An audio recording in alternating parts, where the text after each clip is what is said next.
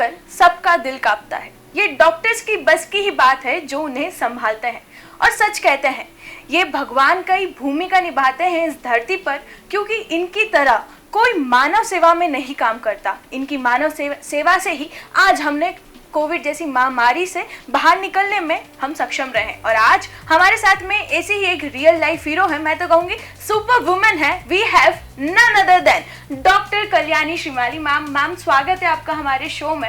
और मैं कहूँगी कि आप हमारे आगे इंदौर की सुपर वुमेन इसलिए क्योंकि इतनी अनेकों खुशियाँ आपने लोगों को दी हैं। मैं हमारे दर्शकों को बताना चाहूँगी कि doctor Kalyani ma'am IF centre की गायनेकोलॉजिस्ट हैं, नोवा इनफर्टिलिटी सेंटर की। एंड मैम मैं आपसे जानना चाहूँगी कि जब इनफर्टिलिटी की बात आती है ना, तो बहुत सारे लोगों को बहुत सारे वहम होते हैं कि इनफर्टिलिटी एग्जैक्टली है क्या चीज़। तो मैं चाहूँगी कि आप हमारे दर्शकों को बताएं कि इनफर्टिलिटी के मेन रीजंस क्या होते हैं, what exactly infertility is.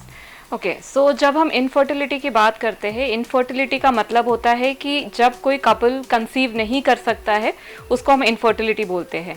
In fact अगर आप आजकल गूगल इतना कॉमन हो गया है, अगर आप गूगल पे सर्च करेंगे कि इनफर्टिलिटी क्या है, तो WHO यानी जो वर्ल्ड हेल्थ ऑर्गेनाइजेशन है उसने ये डिक्लेयर किया है कि इनफर्टिलिटी एक डिसीज है। और जैसे कि मैंने बोला डिसीज है, उसका मतलब कि उसका ट्रीटमेंट भी अवेलेबल है। जबकि मोस्ट ऑफ द टाइम हमारे लोगों को लगता है कि इनफर्टिलिटी का कोई भी उपाय नहीं है या फिर उसके लिए कोई भी ट्रीटमेंट अवेलेबल नहीं है। बट WHO ने डिक्लेयर कर दिया है कि ये डिसीज है और बहुत सारे different type of treatments available है। पर उसके लिए the first step would be कि आप एक करेक्ट डॉक्टर के पास जाइए, एक स्पेशलिस्ट के पास जाइए, सो दैट वो आपको गाइड कर सके। जब हम डेफिनेशन की बात करते हैं कि इनफर्टिलिटी क्या होता है, तो WHO ये बोलता है कि जब आपकी उम्र 35 के नीचे होती है, यानी अगर आपकी एज लेस देन 35 है, अगर आपने 1 साल के लिए कोशिश करी है घर पे, यानी कुछ भी आपने गर्भ निरोधक नहीं यूज किया है और फिर भी आप कंसीव नहीं कर पा रहे हैं, तो हम उसको बोलते हैं कि ये इनफर्टिलिटी है। वैसे ही अगर आपकी एज मोर देन 35 है तो हम बोलते हैं कि 6 महीने से ज्यादा अगर हो गए हैं आपको ट्राई करते हुए, देन इट इज टाइम कि आपको आपके एक डॉक्टर के पास जाके, जो भी आपके नियरेस्ट गायनेकोलॉजिस्ट है, आपको उनसे बात करनी चाहिए और फिर वो आपको रेफर कर सकते हैं या गाइड कर सकते हैं वेदर आपको कोई भी फर्टिलिटी स्पेशलिस्ट के पास जाने की जरूरत है या नहीं है। बिल्कुल सही मैम। जब इनफर्टिलिटी की बात आती है तो बहुत सारे लोगों को ऐसा होता है कि ना ये सिर्फ विमेन में है, या जब विमेन को जब उनको पता चलता है कि यार आपको इनफर्टिलिटी की प्रॉब्लम है तो वो बहुत ज़्यादा स्ट्रेसफुल हो जाती है। तो क्या इनफर्टिलिटी के कारण भी बहुत ज़्यादा रीजंस होते हैं कि विमेन डिप्रेस्ड फील करती हैं या सैडनेस का जो उनको एक ट्रॉमा हो जाता है वो क्रिएट हो जाता है? सो जैसे कि राधा जी ने बोला, ये बहुत ही एक इम्पॉर्टेंट क्वेश्चन है जो आई वुड लाइक कि सारे ऑडियंस समझे इस चीज़ को। इनफर्टिलिटी जो है वो सिर्फ एक विमेन ओरिएंटेड डिसीज नहीं है। जैसे कि हम बोलते हैं ताली दोनों हाथ से बजती है, इट इज नेवर कि एक ही हाथ से बजती है। सेम वे में जब बेबी कंसीव होता है तो दोनों भाग इंपॉर्टेंट होते हैं। स्पर्म्स भी, यानी जो शुक्राणु या वीर बोलते हैं, वो भी उतने इंपॉर्टेंट है, और जो अंडे बोलते हैं या फिर हम एग्स बोलते हैं वो भी उतने इंपॉर्टेंट है। तो आप मानोगे नहीं, अगर हम इनफर्टिलिटी के कॉजेज के लिए बात करेंगे तो 40% जो होते हैं कॉजेस मेल इनफर्टिलिटी के होते हैं, यानी जिनके अंदर स्पर्म्स की कमी होती है या फिर स्पर्म्स नहीं होते हैं। सेम वे में 40% फीमेल भी रिस्पॉन्सिबल होती है, और स्टिल एक 20% होता है जिसको हम बोलते हैं मिक्स्ड इनफर्टिलिटी, यानी कि दोनों कॉजेस की वजह से, यानी दोनों पक्ष की वजह से ये प्रॉब्लम आती है। तो it is not a women oriented disease, ये कपल ओरिएंटेड होता है। इसलिए IVF सेंटर या जहाँ पे हम ट्रीटमेंट देते हैं, it is the only place जहाँ पे हम बोलते हैं हस्बैंड वाइफ को आना साथ में जरूरी है, बिकॉज सिर्फ हम वाइफ का ट्रीटमेंट नहीं कर सकते, हमें ये कपल का ट्रीटमेंट करना है। और जैसे कि राधा ने बताया कि इस कंडीशन की वजह से बहुत सारे फीमेल्स डिप्रेशन में जाते हैं, क्योंकि कहीं पे भी हम जाते हैं ये स्वाभाविक है, इंडियन मेंटालिटी है, हम इंडियन कल्चर में बॉर्न एंड ब्रॉट अप है। जहाँ पे आप कहीं एक शादी में भी चले गए या एक सोशल फंक्शन में चले गए, वहां पे बोला जाएगा इसी में प्रॉब्लम है इसलिए कंसीव नहीं कर पा रहे हैं। पर हमें ये याद रखना जरूरी है कि दोनों की वजह से ये नहीं हो सकता है। तो अगर आपके घर में भी ऐसी कोई प्रॉब्लम है तो आपने इंकरेज करना चाहिए कि हस्बैंड्स को भी इवैल्यूएट करना जरूरी है, या फिर आपके बेटे को भी इवैल्यूएट करना जरूरी है, आपके ब्रदर को इवैल्यूएट करना जरूरी है। तो प्लीज आप सिर्फ वाइफ को या सिर्फ फीमेल को रिस्पॉन्सिबल मत मांगिए, ये दोनों की डिसीज हो सकती है, तो उसके लिए एक प्रॉपर ट्रीटमेंट और हर चीज का ट्रीटमेंट अवेलेबल है। साइंस या टेक्नोलॉजी इतना आगे बढ़ चुका है कि हमें हर चीज में ट्रीटमेंट अब अवेलेबल है, हर चीज पॉसिबल है। सिर्फ ये है कि आपको करेक्ट टाइम पे करेक्ट डिसीजन और करेक्ट जगह पे जाने की जरूरत है। हम इनफैक्ट इतने सारे कपल्स देखते हैं जिनकी शादी को 15-20 साल हो गए हैं और वो हमारे पास आते हैं और एक सिंपल सी ट्रीटमेंट से जो है वो नेक्स्ट 2 या 3 मंथ्स में कंसीव हो जाते हैं। यानी कि just it is just the matter कि आपको बाहर निकलने की जरूरत है। और जो भी पेशेंट हमारे वहां आता है, हम एक्चुअली उनको सबसे पहले कॉन्ग्रेचुलेट करते हैं कि they have taken the first step, कि वो अपने घर को छोड़ के बाहर निकले हैं और डॉक्टर के पास अपने कंसर्न्स लेके आए हैं।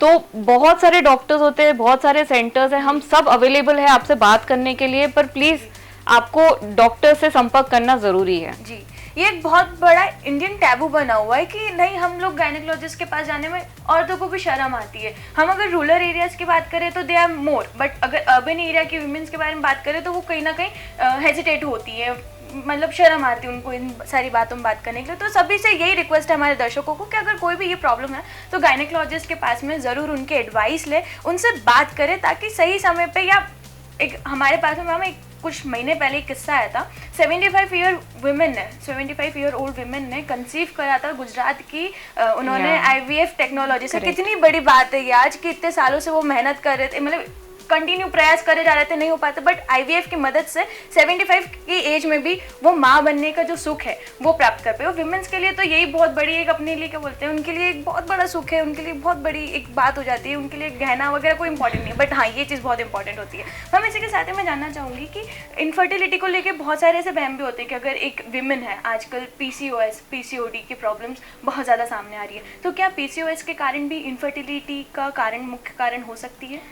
जी, जैसे PCOS जो है राधा, एक अपने आप में एक बहुत बड़ा इंपॉर्टेंट टॉपिक है। आई थिंक हम 1-2 घंटे उस पे बारे में चर्चा कर सकते हैं, बट अगर हम इसको समराइज करें, PCOS यानी पॉलिसिस्टिक ओवेरियन डिसीज, यानी कि आपके अंडकोश में आपके अंडों की मात्रा ज़्यादा हो जाती है, जिसकी वजह से हार्मोनल इम्बैलेंस होता है और आपके जो एक अंडे बनने की प्रक्रिया रहती है वो कहीं ना कहीं पे रुक जाती है। इसकी वजह से आपको पीरियड्स टाइम पे नहीं आते हैं। पॉलिसिस्टिक के अंदर भी डिफरेंट टाइप्स के पॉलिसिस्टिक होते हैं, माइल्ड, मॉडरेट, सिवियर। जिन महिला को पॉलिसिस्टिक है बट पीरियड्स टाइम पे आ रहे हैं, उनको नॉर्मली प्रॉब्लम नहीं आती है कंसीव करने में। प्रॉब्लम आती है जब आपका वजन ज्यादा रहता है पॉलिसिस्टिक की वजह से, जब आपको पीरियड्स टाइम पे नहीं आते हैं, तब यस कई बार आपको जो है डॉक्टर की जरूरत पड़ती है, हम उसको असिस्टेंस बोलते हैं। कोई बार सिंपल मेडिसिन, सिर्फ एक गोली के साथ में जो है 50% ऑफ द वुमेन कंसीव हो जाते हैं। उनको सिर्फ ये 50% की ये ज़रूरत होती है मदद की, कि किस चीज़ की प्रॉब्लम हो रही है, हार्मोन्स को कैसे कंट्रोल करना है। बट डेफिनेटली पॉलिसिस्टिक जो है ये एक लाइफस्टाइल डिसीज या लाइफस्टाइल प्रॉब्लम हो चुकी है हमारे समाज में, बिकॉज ऑफ जिस प्रकार के हम खाना खा रहे हैं, जिस प्रकार के हम लाइफस्टाइल जी रहे हैं, जहाँ पे हम अच्छे से सो नहीं पा रहे हैं, पूरे टाइम काम कर रहे हैं, खाना खाने का टाइम नहीं है हमारे पास, हम एक्सरसाइज नहीं कर रहे हैं। पॉलिसिस्टिक के लिए जो भी फीमेल्स जिनको भी ये प्रॉब्लम है, जो मैरिड नहीं है अभी या फिर मैरिड है, मेरा एक ही संदेश रहेगा, प्लीज़ अपने वेट को कंट्रोल कीजिए, अपनी लाइफस्टाइल को मॉडिफाई करिए, बिकॉज ये एक टेम्पररी सिचुएशन नहीं है, ये एक लाइफ लॉन्ग डिसऑर्डर है जिसके साथ आपको जीना है। और उसका एक ही महत्व आंसर है कि आपको सिर्फ अपना वेट कंट्रोल करना है, आपके हार्मोन्स को कंट्रोल में रखना है। ना आपको कंसीविंग में प्रॉब्लम आएगी, ना आपको आपके पीरियड्स में प्रॉब्लम आएगी, ना आपको आगे चल के और कोई हेल्थ रिलेटेड इश्यूज आएंगे।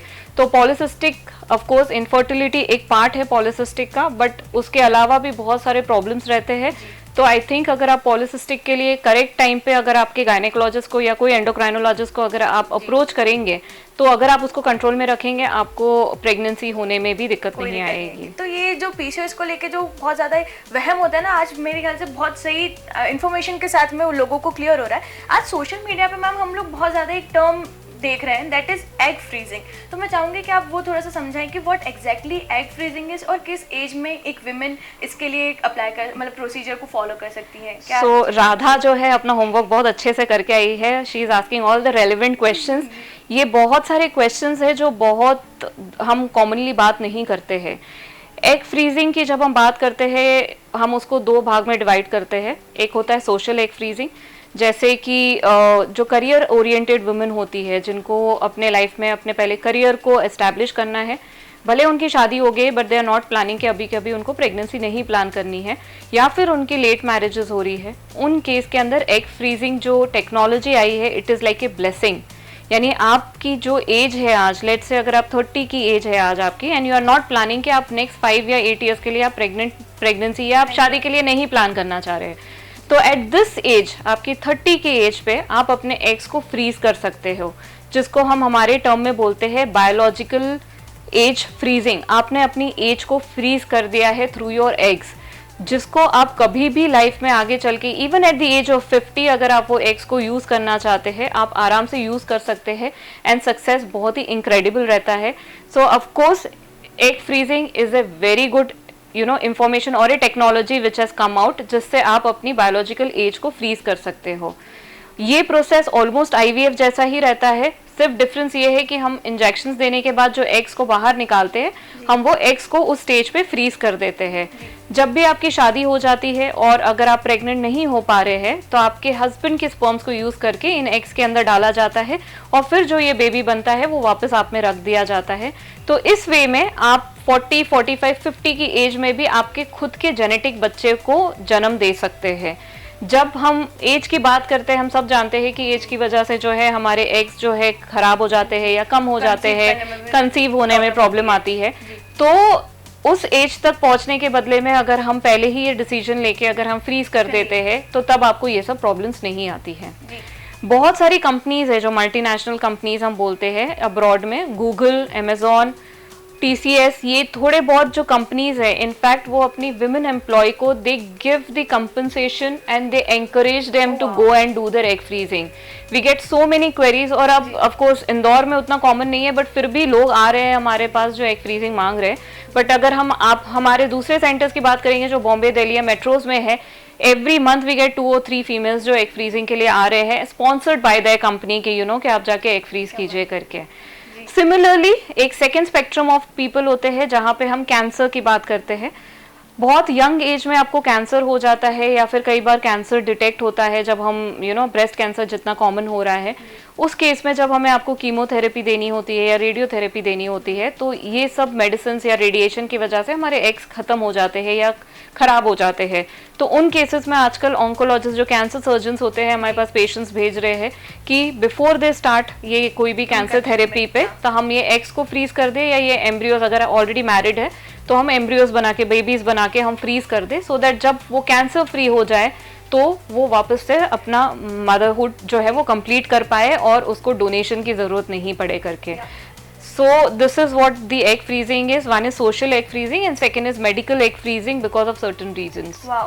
सो मेरे को तो अभी बहुत ज़्यादा प्राउड मोमेंट फील हो रहा है। हमारे इंडिया में ऐसी टेक्नोलॉजीज हैं जो सही में भी विमेंस के लिए बहुत ज़्यादा एक हेल्पफुल साबित हो रही है। बिकॉज मैम आपने अभी कैंसर की बात करी, ड्यू टू कैंसर बहुत सारी प्रॉब्लम्स सामने आती है, विमेंस को ऑलरेडी बहुत कुछ फेस करना पड़ता है, due to side effects motherhood को वो एंजॉय नहीं कर पाती, तो ये एक उनके लिए ब्लेसिंग से कम नहीं है। मैम जब हम लोग IVF की इतनी सारी बातें कर रहे हैं, तो एक मिथ आया था हमारे पास में, ऑडियंस का ही सवाल आया था कि IVF is for rich people, या जो उसे अफोर्ड कर सकते हैं उनके लिए है, लेकिन हम जैसे नॉर्मल कॉमन पर्सन के लिए नहीं है। तो मैं चाहूँगी कि ये जो कॉन्सेप्ट है, ये जो उनके दिमाग में बनी हुई है चीज़ें, वो आप क्लियर करें कि कितना कन्वीनियंट आज की डेट में ये हो चुका है। ओके जब हम IVF की बात करते हैं, सबसे पहले तो हमें इसके प्रोसीजर के बारे में समझने की ज़रूरत है। IVF is in vitro fertilisation. In vitro यानी हमारे बॉडी के बाहर जो है हमारा बेबी बन रहा है या हमारा एम्ब्रियो। बेबी तो बहुत बड़ा टर्म हो जाएगा, it is not like baby, but ये जो होते हैं ये बहुत ही छोटे 3 days या 5 days के एम्ब्रियोज बोलते हैं या भ्रूण बोलते हैं, जिसको हम क्या कहते हैं लैब के अंदर बना के यानी मिला के जो बनता है बेबी को प्रोग्रेस देख के, फिर हम उसको जो है वापस वाइफ के अंदर या जो मदर होती है उसके अंदर हम उसको वापस ट्रांसफर करते हैं। तो आप ये सोचिए कि जो हमारे बॉडी के अंदर चीज़ बन रही है उसको अगर हमें बाहर बनाना है तो हमें उसके लिए वो एनवायरनमेंट कितना अच्छा क्रिएट करना पड़ेगा, है ना। आज तक जो टेक्नोलॉजीज बढ़ी है वो इसीलिए बढ़ पाई है IVF में, जो हम सक्सेस दे पा रहे हैं, बिकॉज हम ये डिस्कवर कर पाए कि जो हमारे फेलोपियन ट्यूब्स में या हमारे बॉडी के अंदर जो चीज़ें आवश्यक है बेबी को ग्रो करने के लिए, वो हम बाहर कर पा रहे हैं। तो ऑफ कोर्स उसके लिए आपका जो लैब का एनवायरनमेंट, IVF लैब का एनवायरनमेंट है, जो मेडिसिन यूज़ हो रही है, ये सब आपकी टॉप नॉच होनी चाहिए, तभी आपको सक्सेस मिल सकता है। और यही रीज़न से जो है IVF एक्सपेंसिव माना जाता है। बट ऑफ कोर्स आजकल IVF के अंदर भी बहुत सारी सुविधा आ चुकी है। 2-3 इंश्योरेंस कंपनीज है, and I am sure next 5 years के अंदर ऑलमोस्ट सारे इंश्योरेंस कंपनीज इसको कवर करना स्टार्ट कर देगी। EMI फैसिलिटीज़ आ चुकी है, जहाँ पे आप जो है 0% इंटरेस्ट पे जो है आप लोन ले सकते हैं इस प्रोसेस के लिए। हम आपको ये भी सुविधा देते हैं कि आप इंस्टॉलमेंट्स में पे कर सकते हैं, सो दैट आपका प्रोसेस नहीं रुके और आप जो है ये मदरहुड को एंजॉय कर पाए, यानी आप जल्दी से जल्दी प्रेगनेंसी प्लान कर सकते हैं। जितना मैं आज की जनरेशन को जानती हूँ, जो भी हमारी आज की जनरेशन है, सब फ्यूचर के लिए बहुत सोचते हैं, सब स्मार्ट हो गए हैं कि वो इन्वेस्ट करना जल्दी स्टार्ट कर देते हैं। तो आई एम श्योर कि इतना भी आईवीएफ एक्सपेंसिव नहीं है कि हम नहीं अफोर्ड कर सकते हैं। कोई भी कपल, हमारे पास इतने सारे डिफरेंट स्ट्रेटास ऑफ लाइफ के लोग हमारे पास आते हैं, वो रिच हो, मिडिल क्लास हो, लो मिडिल क्लास हो, सब लोग अफोर्ड कर सकते हैं। It is only the belief जो आपको, या ट्रस्ट आपको जो सेंटर पे रखना होता है। सिर्फ एक चीज़ बोलना चाहूँगी, जब भी हम कहीं पे भी बात करते हैं, हमारे पेशेंट्स का एक कॉमन क्वेश्चन होता है गारंटी। हम इतना पैसा लगा रहे हैं, अब गारंटी देंगे क्या? बट अगर मैं गारंटी की बात करूँ, हम में से कोई भी ये भी गारंटी नहीं दे सकता है कि हम जो नेक्स्ट सिग्नल है हमारा विजयनगर स्क्वायर का जो सिग्नल है वो भी हम आराम से क्रॉस कर पाएंगे करके। दूसरा, मैं हर बार हमारे पेशेंट्स को मैं यही एक एग्जांपल देती हूँ कि अगर आज मैं अगर आपको दे दूँ एक गुड़िया बनाने के लिए मिट्टी से, क्या आप 100% हर इंसान वो मिट्टी से गुड़िया बना सकता है? नहीं बना सकता है। अगर आपका पानी कम हो गया तो गुड़िया नहीं बन सकती है, पानी ज्यादा हो गया तो नहीं बन सकती है। सो कोई भी चीज में लाइफ में गारंटी नहीं है। And I think COVID has been a big lesson for us कि लाइफ की कोई गारंटी नहीं है।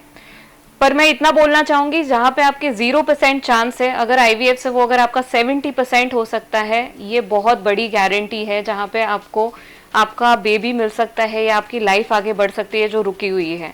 तो प्लीज आप ऐसे मत सोचिए कि हम पैसे लगा रहे हैं तो डॉक्टर ने हमें 100% गारंटी देंगे तो ही हम आगे बढ़ेंगे। बोलने के लिए हम आपको बोल सकते हैं, आपको 100% गारंटी दे सकते हैं, पर कोई भी डॉक्टर कोई भी इंसान की बॉडी के लिए 100% गारंटी नहीं दे सकता है। वो एक चीटिंग होगा हमारी तरफ से आपके लिए।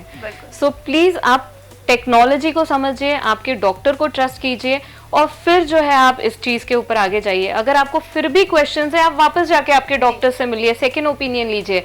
बट प्लीज जस्ट बिकॉज कि हमें आज लग रहा है कि हम अफोर्ड नहीं कर पा रहे, उसके लिए ट्रीटमेंट मत स्टॉप कीजिए। बिल्कुल। बहुत सारे जो कंफ्यूजन्स लोगों के दिमाग में बने हुए हैं, क्योंकि वो ट्रेडिशनली उनके दिमाग में चलते आ रहे हैं, वो सुनते आए हैं हमारे यहाँ पे सोसाइटी में, तो वो टैबूज कहीं ना कहीं टूटना बहुत इंपॉर्टेंट है। हमारे गायनेकोलॉजिस्ट, हमारे डॉक्टर्स हमारे लिए हमेशा खड़े रहते हैं। आप एडवाइस करें और आपको रिजल्ट ना मिले, ऐसा तो बहुत ही मुश्किल हुआ है, ऐसा बहुत नामुमकिन ही है ये चीज़ कि कभी किसी डॉक्टर ने सजेस्ट करा हो और वो एडवाइस गलत साबित हुई हो। जैसे हम कैंसर की बात कर रहे थे, कैंसर में हम सब जानते हैं कि लॉन्गिविटी या फिर उतने वो नहीं रहती है, पर फिर भी हम अपना जी जान लगा देते हैं कि वो उस इंसान को हम बचा ले करके, और हम इतना स्पेंड करते हैं, जबकि हमें पता है कि मैं भी इतना सब करने के बाद 1 साल, 4 साल, 10 साल या फिर कोई केसेस के अंदर हम डिसीज फ्री हो जाते हैं, पर फिर भी हम उसको इमरजेंसी में रख के हम आगे बढ़ते हैं। I am sorry to interrupt, but ये एक बहुत इंपॉर्टेंट मुद्दा है कि 90% ऑफ द कपल्स या कपल की जो फैमिली है वो अभी भी इनफर्टिलिटी को इमरजेंसी नहीं समझती है। जिस दिन वो इसको इमरजेंसी समझना शुरू कर देगी, उस दिन अमाउंट या फिर जो भी फीस है वो अपने आप अरेंज हो जाएगा। आज घर में किसी को कुछ प्रॉब्लम आती है, हम एडमिट करते हैं कोई भी हॉस्पिटल में कोविड के टाइम पे फॉर एग्जांपल, हमें इतना लोगों ने कितना रेमडेसिविर से लेके सारी चीजें, बट हुई अरेंज, हुई या नहीं हुई, हुई अरेंज। तो व्हाई नॉट इनफर्टिलिटी? अगर आपको आईवीएफ की जरूरत है, अगर आपके डॉक्टर ने बोला है कि इसके अलावा हमारे पास ऑप्शन नहीं है, तो हम क्यों अरेंज नहीं कर सकते हैं? आप समझ लीजिए, पर अरेंज तो कर ही सकते हैं। करेक्ट? बिल्कुल बिल्कुल, ये बहुत इंपॉर्टेंट चीज़ थी जो हाईलाइट हुई आज। मैम, आईवीएफ की हम लोगों ने ये बात करी, एक कंफ्यूजन जो सामने आता है वो ऑडियंस की तरफ से ही आया है, उन्हीं के हमारे सोशल मीडिया पेजेस पे आया था कि अगर एक बार आईवीएफ फेल हो जाता है तो क्या हम उसे दूसरी बार भी शुरू कर सकते हैं? क्या वो मतलब पेनफुल रहेगा या जो कंसीव करने में कोई दिक्कत आएगी वापस से? तो क्या एक बार आईवीएफ होने के बाद, फेल होने के बाद दूसरी बार हम प्रोसीजर वापस स्टार्ट कर सकते हैं? So very important question. इसमें मैं इस चीज़ को 2 या 3 भाग में डिवाइड करती हूँ। फर्स्ट इज, जैसे उन्होंने बोला क्या हम दोबारा आईवीएफ कर सकते हैं? First and the foremost, please अपना डॉक्टर मत चेंज कीजिए अनलेस एंड अनटिल वो आपको इन्फॉर्मेशन नहीं दे रहा है। तब तक ट्राई कीजिए कि आप सेम डॉक्टर या सेम सेंटर पे रहे। क्यों? क्योंकि वो ऑलरेडी आपका पहला आईवीएफ देख चुके हैं कि कहाँ पे हमें प्रॉब्लम आई है। जैसे मैं अपने पेशेंट्स को हमेशा ये बताती हूँ कि आईवीएफ आपके लिए एक ट्रीटमेंट है, मेरे लिए ये एक डायग्नोसिस भी है कि आपको अभी तक क्या प्रॉब्लम आ रही थी जिसकी वजह से आपने कंसीव नहीं किया है।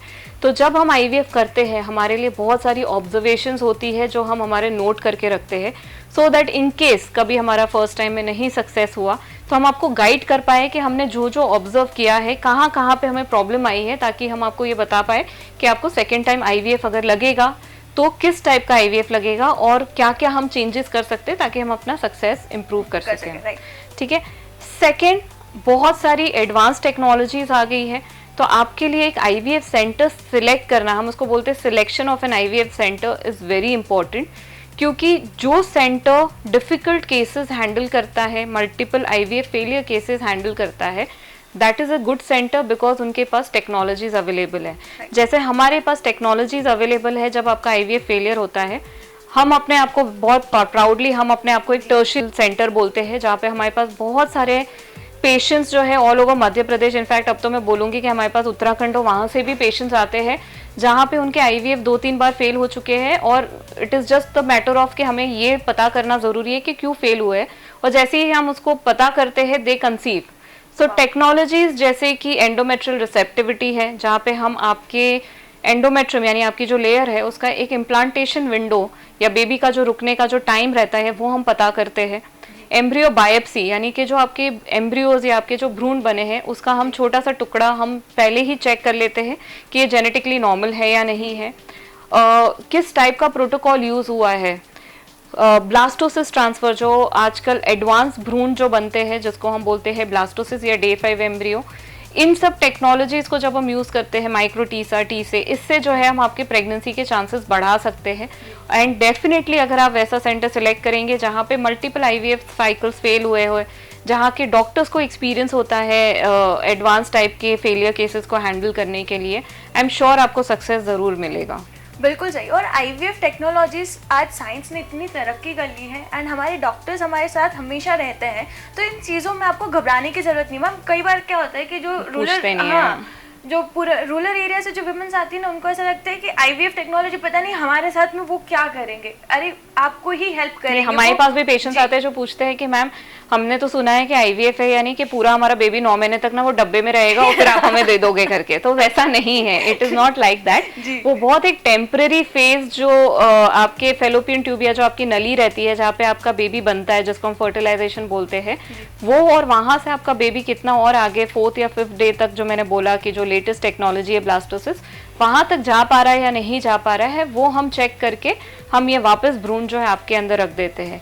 So it is something like कि जब हम लैप्रोस्कोपी करते हैं, जो हम 1 की होल वाली जो हम सर्जरी बोलते हैं, जब आपको पेन एब्डोमेन होता है या फिर आपको कोई प्रॉब्लम होती है, तो जब हम अंदर कैमरा डाल के देखते हैं कि क्या प्रॉब्लम हो रही है, गॉल ब्लैडर में हो रही है, अपेंडिक्स में हो रही है, सेम वे में आईवीएफ हमारा कैमरा है। हमें समझना है कि जो पेशेंट है उसके बॉडी के अंदर क्या हो रहा है, तो हम कैसे देखेंगे, हमें चीज़ों को बाहर लाके दूरबीन के नीचे या ये कैमरा के नीचे हमारे लिए ऑब्जर्व करना ज़रूरी है कि क्या हो रहा है, और फिर हम उसके जो है सही वे में आपको आंसर दे के हम आपको आगे बढ़ा सकते हैं कि आपको प्रेगनेंसी कैसे हो सकती है। बिल्कुल सही। मैम हम लोग इतनी सारी आईवीएफ के बारे में बात कर ली, इनफर्टिलिटी के बारे में बात करी, एग फ्रीजिंग के बारे में बात करी, सारी चीज़ें आपने इतनी अच्छी इन्फॉर्मेशन के साथ शेयर करी। इसी के साथ मैं चाहूँगी कि आप हमें ये बताएं कि नोवा इनफर्टिलिटी सेंटर है, जो नोवा आईवीएफ सेंटर है, वो बाकी सेंटर से कैसे अलग है, क्योंकि ऑडियंस भी अब जानने को बहुत बेकरार होगी कि हमें इतनी ज़्यादा इन्फॉर्मेशन मिली है, इतनी ज़्यादा राइट इन्फॉर्मेशन में मिली है, करेक्ट करूँगी मैं कि इतनी ज़्यादा राइट इन्फॉर्मेशन जो हमें मिली है, तो मैम ऐसी क्या अलग बात है जो दूसरे सेंटर से अलग करता है? ओके, सो नोवा आईवीएफ जो है बेसिकली हमारे ऑलमोस्ट अब 35 to 37 सेंटर्स हो चुके हैं और ये और एक्सपांड कर रहे हैं ऑल ओवर इंडिया में। सो नोवा के यूएसपीज है। फर्स्ट यूएसपी ये है कि सेल्फ फर्स्ट, यानी ज़रूरी नहीं है, बहुत सारे पेशेंट्स आते हैं बोलते हैं कि मैम आईवीएफ, अभी भी बहुत सारे पेशेंट्स के मन में है कि आईवीएफ अगर हमने किया या टेस्ट ट्यूब बेबी किया तो ये हमारा बच्चा नहीं होगा, कि आप किसी और का बच्चा ले लेंगे या और किसी के अंडे या और किसी के शुक्राणु लेके हमारे अंदर डालेंगे। तो first of all her patient different रहता है और हमारा नोवा का यही यूएसपी है कि सेल्फ फर्स्ट। जब तक हम कोशिश कर सकते हैं कि हम आप ही के एग्स और आप ही के स्पर्म्स के साथ अगर हम आपको बेबी दे सकते हैं, वो हमारा टॉप प्रायोरिटी है। बहुत सारे सेंटर्स हैं, नाम लेना अच्छी बात नहीं है, बट बहुत सारे सेंटर्स हैं जो डोनर पे ज़्यादा फोकस करते हैं, जो हम नहीं करते हैं। तो हम कम एग्स के पेशेंट्स जो होते हैं उनके साथ भी जो है हम आगे चलते हैं, और बहुत सारे हमारे कपल्स हैं जिनके कम एग्स और कम स्पर्म्स के साथ उन्होंने कंसीव किया है और हेल्दी बेबीज डिलीवर किए हैं। सेकेंड है साइंस ओरिएंटेड, कि हम जो है बहुत साइंटिफिकली काम करते हैं, जैसे मैंने आपको ये सब लेटेस्ट टेक्नोलॉजी बताई है। तो हर पेशेंट के लिए सेम प्रोटोकॉल नहीं यूज होता है, ये टेलर्ड मेड है। टेलर्ड मेड यानी जिस पेशेंट को जिस चीज़ की ज़रूरत है, अगर उसको आईवीएफ की ज़रूरत नहीं है तो हम उसको आईवीएफ नहीं इन्फॉर्म करेंगे, हम उसके लिए सिंपल ट्रीटमेंट प्लान करेंगे। किसी पेशेंट को आईवीएफ की ज़रूरत है तो उसको आईवीएफ पे ही जाना पड़ेगा, किसी पेशेंट को डोनेशन की ज़रूरत है तो उसको डोनेशन। तो साइंस बेस्ड और टेलर बेस्ड, यानी पेशेंट के हिसाब से जो है यहाँ पे उनके लिए ट्रीटमेंट दी जाती है। थर्ड, ट्रांसपेरेंसी, यानी कोई भी चीज़ हम छुपा के नहीं करते हैं, हम आपको सारी चीज़ें इन्फॉर्म करके, आपको एजुकेट करके हम करते हैं। हम इवन फाइनेंसेस, जो एक बहुत बड़ा फैक्टर है आईवीएफ के लिए, बहुत सारे लोग बोलते हैं कि मैम हमको इतना बोला था और फिर इतना हो गया करके, तो हम हर चीज़ आपको लिखित में देते हैं, सो दैट आपको पता होना चाहिए कि अगर हम आपके ट्रीटमेंट प्लान कर रहे हैं, कुछ भी हो, आईवीएफ हो, आईयूआई हो, या कोई भी टाइप का ट्रीटमेंट हो, कि आपको कितना आपको खर्चा आने वाला है और आप उसको अफोर्ड कर सकते हैं या नहीं कर सकते हैं जी। और फोर्थ, एक्सपीरियंस डॉक्टर्स। यहाँ पे जितने भी डॉक्टर्स हैं या जो हमारी मेन एम्ब्रियोलॉजी टीम है, ये सब सुपर क्वालिफाइड है। क्वालिफिकेशंस के बिना यहाँ पे कोई भी स्टाफ नहीं है, इंक्लूडिंग आपका फ्रंट डेस्क, रिसेप्शन से लेके आपके नर्सिंग स्टाफ हो, आपके एम्ब्रियोलॉजी टीम हो या आपका डॉक्टर हो, they are all according to the qualifications जो हमारा ICMR यानी जो हमारा Indian council of medical research जो बोलता है, उस हिसाब से जो है हमारे क्वालिफाइड डॉक्टर्स और क्वालिफाइड स्टाफ है। Fifth, counsellor, very important role. बहुत सारे सेंटर्स में काउंसलर्स नहीं होते हैं, so this are the people जिन्होंने ट्रेनिंग ली है काउंसलिंग के लिए और जिन्होंने अपने आप को सक्षम बनाया है टू काउंसिल इनफर्टिलिटी के पेशेंट्स को। हम as a doctor we can give you medical treatment and give you the clinical treatment, but बहुत सारे कपल्स के बीच में अनबन होती है, फैमिली में अनबन होती है, कहीं ना कहीं पे बहुत सारे गुस्सा निकला हुआ होता है, बहुत सारी चीज़ें होती है जो हमारे काउंसलर्स उसको पिकअप करते हैं। और हमारे काउंसलर्स इतने भी क्वालिफाइड है कि उन्होंने हमारे, it's been I think 5-6 years हो गए हमें यहाँ पे, हमारी काउंसलर ने ऐसे 2 केसेस जो है हमको इन्फॉर्म किए हैं जिनमें सुसाइडल टेंडेंसीज थी। सो जस्ट इमेजिन कि यानी कि पेशेंट्स कितने डेस्परेट होते हैं और कितने डिप्रेस्ड रहते हैं, क्योंकि उन्होंने हमें इन्फॉर्म किया, हम उनको करेक्ट टाइम पे ट्रीटमेंट दे पाए हैं और करेक्ट टाइम पे उनकी जो डॉक्टर के पास उनको पहुंचा के जो है हमने उनकी सुसाइडल टेंडेंसीज को जो है कंट्रोल किया है और उसके बाद हम उनको प्रेगनेंसी के लिए प्लानिंग भी कर पाए हैं करके। So counsellors are very important and very neglected part, but it is very important. तो सिलेक्ट ए सेंटर जहाँ पे आपको ये सारी फैसिलिटीज हो, जहाँ पे आपके पास लोग अवेलेबल हो आपसे बात करने के लिए। बिल्कुल सही, मतलब नोवा इनफर्टिलिटी सेंटर अपने आप में ही 5 स्टार है, बिकॉज हर एक चीज़ यहाँ पे आपको उपलब्ध है, हर एक चीज़ आपको, best doctors, best gynaecologist, best counsellors आपको यहाँ पे मिलेंगे, जो बहुत अपने आप में अलग चीज़ है, सबसे डिफरेंट है, राइट मैम। हम बढ़ते हैं ऑडियंस राउंड की तरफ, क्योंकि हम लोग जब बताते हैं कि हमारे साथ में कौन रियल लाइफ जुड़ने वाले हैं, रियल लाइफ हीरो जुड़ने वाले हैं, तो उनके कुछ डाउट्स आते हैं, उनके कुछ क्वेश्चंस आते हैं जो अपने डॉक्टर्स के साथ वो पूछना चाहते हैं। फर्स्ट इज अंकित यादव है तिलक नगर से, उनका कहना है कि क्या मेल इनफर्टिलिटी डायग्नोज करी जा सकती है पहले ही, ताकि जो IVF की जो प्रोसीजर है वो ईजी हो सके? जी, सो मेल इनफर्टिलिटी जब हम बात करते हैं, इनफर्टिलिटी इज समथिंग जो हम डायग्नोसिस करते हैं based on the investigations only. एक सिंपल सा सीमेन एनालिसिस का टेस्ट होता है जो आप कोई भी पैथोलॉजी लैब या फिर कोई भी एक अच्छे सेंटर में जाके, IVF सेंटर में जाके कर सकते हैं, जिसमें हमें आपके स्पर्म काउंट, स्पर्म के जो डिफरेंट हम पैरामीटर्स बोलते हैं, एक होता है काउंट, सेकेंड होता है मोटिलिटी या गतिशीलता, यानी आपके स्पर्म्स कितने अच्छे स्पीड से भाग सकते हैं, और थर्ड होते हैं जो शेप यानी मॉर्फोलॉजी, यानी कि आपके स्पर्म्स कितने अच्छे हैं शेप में। ये सब चीज़ें अगर हमें पता हो तो हम आपको गाइड कर सकते हैं अगर आपको IVF की ज़रूरत है या आप नेचुरली कंसीव कर सकते हैं। राइट मैम, सेकंड क्वेश्चन आ रहा है रिव्या शुक्ला जी से, साकेत नगर के। इनका ये क्वेश्चन है कि किस एज में हम एक जो डोनेशन होता है वो कर सकते हैं, एंड क्या प्रोसीजर इसके लिए फॉलो करना चाहिए? ओके, सो एग डोनेशन जो है, यानी कि अगर वो खुद डोनेट करना चाहते हैं तो ऐसा अलाउड नहीं है। Basically they are government run agencies होते हैं, जो क्वालिफाइड एजेंसीज होते हैं, जिनके थ्रू हमें ये एग डोनर्स मिलते हैं।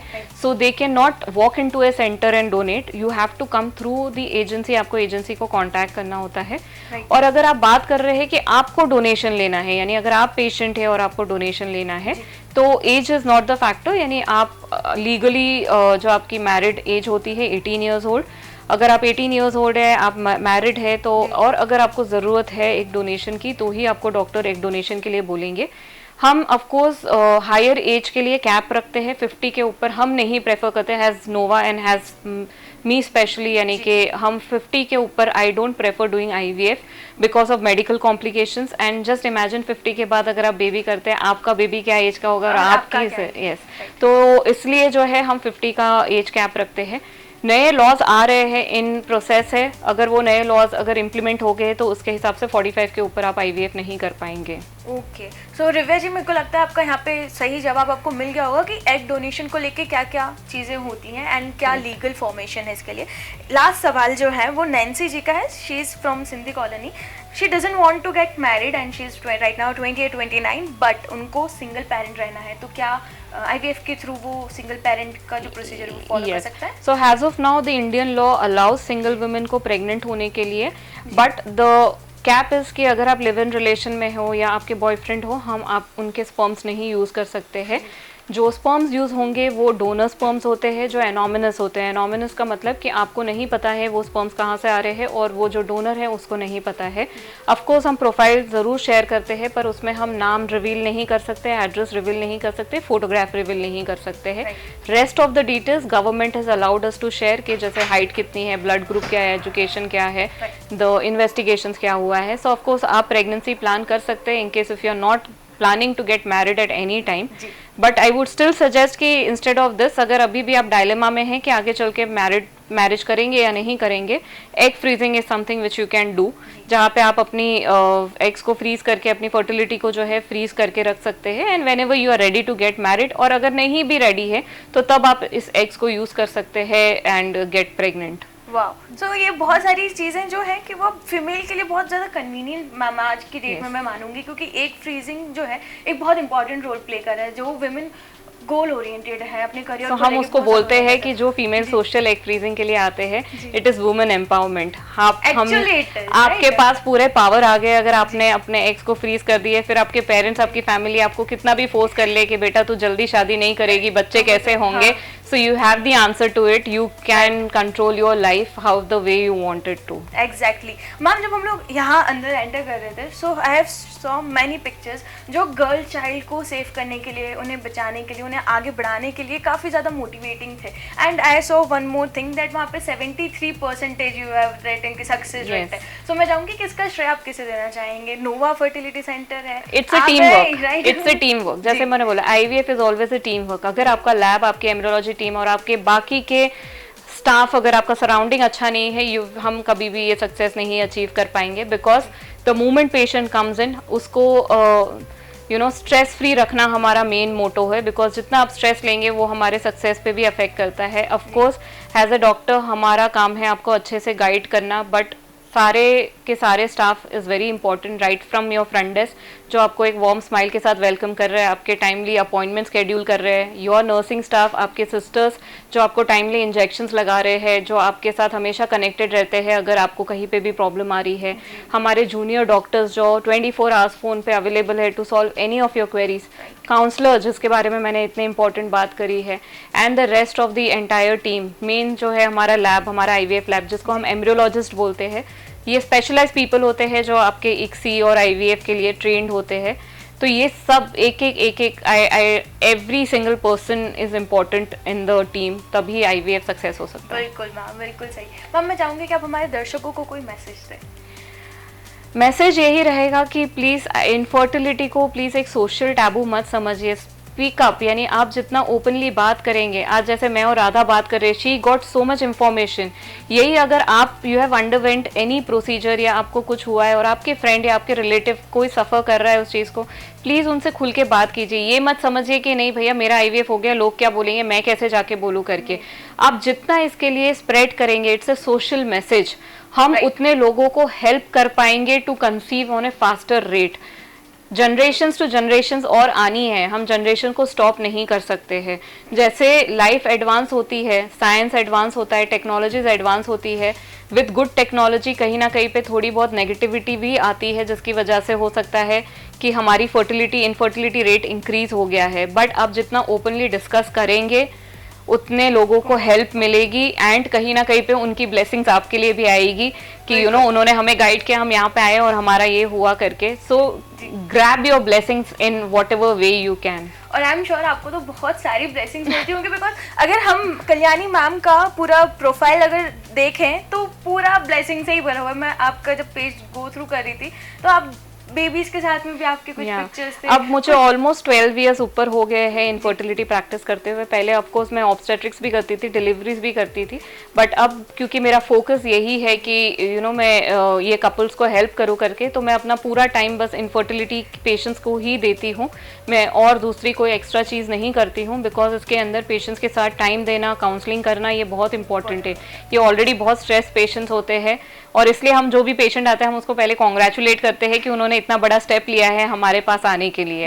And congratulations to you ma'am. And मैंने कहा था हमारे ऑडियंस को स्टार्टिंग में ही कहा था कि हमारे साथ में आज एक सुपर वुमेन जुड़ रहे हैं, इंदौर के सुपर वुमेन जुड़ रहे हैं, बिकॉज इतनी ज़्यादा इन्होंने स्माइल स्प्रेड करी है ऑल ओवर, मतलब मैं तो कहूँगी पूरे इंडिया में, क्योंकि जगह जगह से आपके पास लोग आ रहे हैं. एंड आपके यहाँ पे आके हमें बहुत ज़्यादा प्राउड फील हुआ, आपसे बात करके बहुत ज़्यादा प्राउड मोमेंट फील हो रहा है, बिकॉज इतने ज़्यादा जो टैबूज बने हुए हैं ना वो कहीं ना कहीं आज क्लियर होंगे. जितने भी ऑडियंस हमारे अभी देख रहे हैं, कहीं ना कहीं एक का भी अगर किसी का ठीक हुआ वो माइंडसेट, तो वो हमारे लिए एक अचीवमेंट हो जाएगी कि हमने पैंडेमिक में भी बहुत सारे प्रोग्राम्स रन किए थे. मेरे इंस्टा पेज पे अगर आप जाएंगे, हमने बहुत सारे लाइव सेशंस किए थे to understand about polycystic, about infertility, male infertility, बहुत सारे. और मैं अभी जस्ट राधा से भी वही बात कर रही थी कि मेरा नेक्स्ट 1 ईयर का भी टारगेट वही है, to come up with lot of educational videos, ताकि लोगों को जितना अवेयरनेस मिले, जितना एजुकेशन मिले, उतना आप सही टाइम पे, बिकॉज इसमें टाइमिंग इज़ वेरी क्रिटिकल. आप सही टाइम पे चीज़ें करेंगे आपके लिए बहुत ईजी हो जाएगा कंसीव करना. बिल्कुल मैम. और हम लोग आपके साथ यही बात करने के लिए यही मेन मुद्दा था कि इनफर्टिलिटी को लेके जो टैबू, एक जो पुराना ट्रेडिशनल माइंडसेट बना हुआ है, वो अब कहीं ना कहीं क्लियर करने की ज़रूरत है, ताकि विमेन अपना मदरहुड एंजॉय कर सके और अच्छे से एंजॉय कर सके. राइट. एमपी न्यूज़ की भी आपसे यही एक रिक्वेस्ट है कि सेव द गर्ल चाइल्ड और उन्हें आगे बढ़ाना है. आप कहेंगे कि इतना पुराना मुद्दा क्यों? क्योंकि आज भी मैम गर्ल चाइल्ड को लेके बहुत ज़्यादा हमारी जो एक लोअर बैक सोसाइटी, वहाँ पे आज भी कंजर्वेशन है. तो मैं चाहूँगी कि वहाँ पे भी अब हम तोड़ें उस चीज़ को, और जो बेटियां हैं उन्हें बढ़ने दें, उन्हें आगे अपने आप को प्राउड फील करवाने दें. इसी के साथ ही हम लेते हैं आपसे अलविदा. बने रहिए एमपी न्यूज़ के साथ. नमस्कार.